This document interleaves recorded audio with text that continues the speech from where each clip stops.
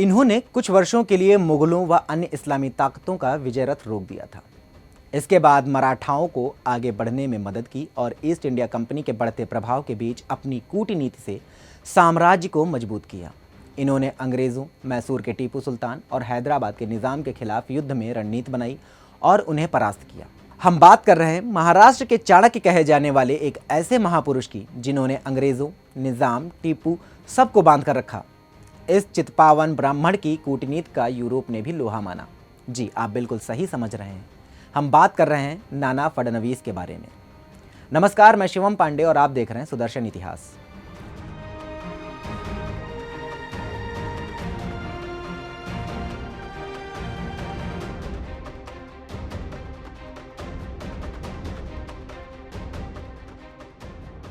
नाना फडणवीस का जन्म सन 1742 में 12 फरवरी को हुआ, जबकि उनका निधन 13 मार्च 1800 में हुआ। बालाजी जनार्दन भानु, जिन्हें आगे चलकर नाना फडणवीस कहा गया, वो एक चित्पावन ब्राह्मण थे।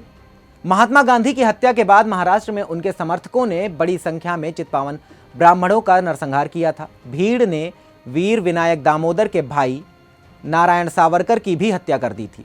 वो भी एक स्वतंत्रता सेनानी थे।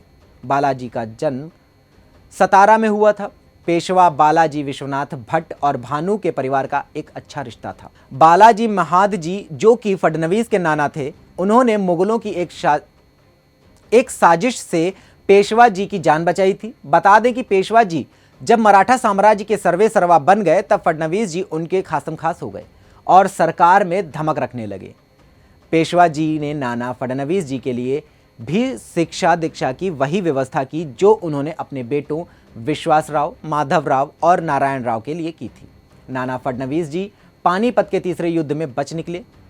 उस युद्ध में दुर्रानी ने मुगलों व अन्य इस्लामी ताकतों के बल पर मराठा साम्राज्य को बड़ा नुकसान पहुंचाया था, जिससे कुछ वर्षों के लिए उनका विजय रथ रुक गया था। नाना फडणवीस जी ने इसके बाद मराठाओं को आगे बढ़ने में मदद की और ईस्ट इंडिया कंपनी के बढ़ते प्रभाव के बीच अपनी कूटनीति से साम्राज्य को मजबूत किया। उन्होंने अंग्रेजों, मैसूर के टीपू और हैदराबाद के निज़ाम के खिलाफ युद्ध में रणनीति बनाई और उन्हें परास्त किया।